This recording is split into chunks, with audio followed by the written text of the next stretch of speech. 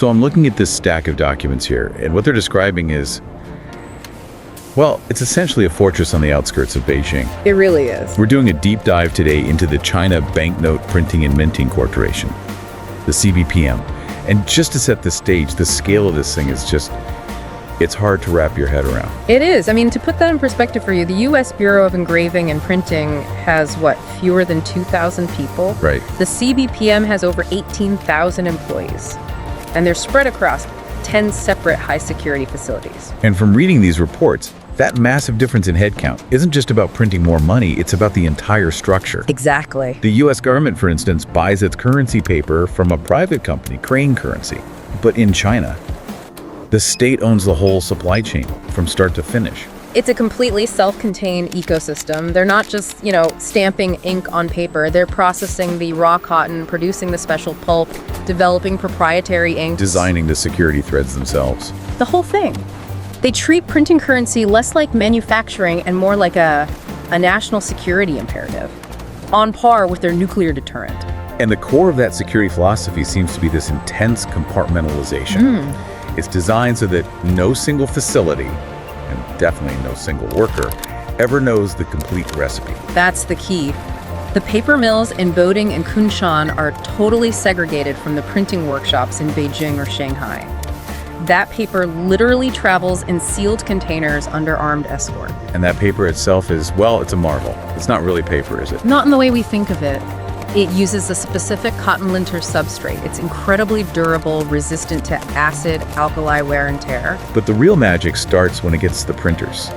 They're using a machine called the SD Intaglio counterprinting system. Which is a world first. I actually had to look up what intaglio really meant. It's that print technique, that leaves a raised texture you can feel with your fingertip. Right, that tactile feel. But that's usually done one side at a time. This machine presses that texture onto both sides of the note at the exact same instant, with perfect registration. Which, at that speed, was basically thought to be impossible. That feel is your first line of defense against a fake, but then you layer on the visible tech. Like the color dance holographic features. And the optical variable ink, the one that shifts from gold to green when you tilt the note. Those are for the public. But the real security, that lies in what you can't see. The state secrets that are literally baked into the fibers of the paper. Exactly. These reports talk about proprietary chemical taggants mixed into the pulp. And they only react to very specific wavelengths of infrared or UV light, right? Precisely. And the chemical makeup of those taggants, that's a secret known only to state security services. It lets a machine authenticate a bill instantly. The counterfeiter doesn't even know the lock exists, let alone have the key. Wow. Now, to manage that level of secrecy, you need a very specific kind of workforce. I was reading about the vetting for these 18,000 workers. It sounds less like a job interview and more like an interrogation. It's effectively a lifetime commitment. It's not just a background check. You're signing away a huge degree of your personal privacy. They call it a golden cage. That's a good way to put it. You get the prestige, you get secure housing, great healthcare, which are all significant benefits, but the trade-off is lifetime monitoring. Your travel is restricted, your communications are watched, and you are sworn to secrecy forever. Loyalty is the main currency there. It's everything. But here's where the story takes a turn. If you have this massive infrastructure, 18,000 people, cutting-edge machinery, you eventually run into excess capacity. You can only print so much renminbi.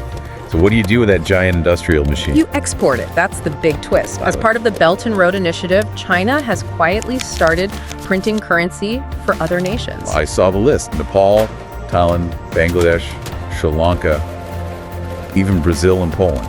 Poland was the one that surprised a lot of people. But when you look at the numbers, it makes perfect sense. China can do the job for about 50% cheaper than Western competitors. Because they own that full supply chain we talked about earlier. It's just sheer industrial efficiency.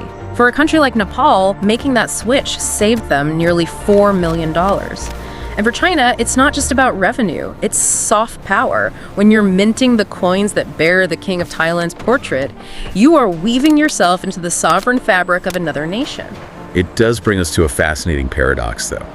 We have this colossal monetary fortress, armed convoys, secret chemicals, billions of physical notes being printed, all inside a country that is, leading the world in digital payments. With WeChat and Alipay, yeah. It seems like a contradiction. It does on the surface, but it highlights a critical point.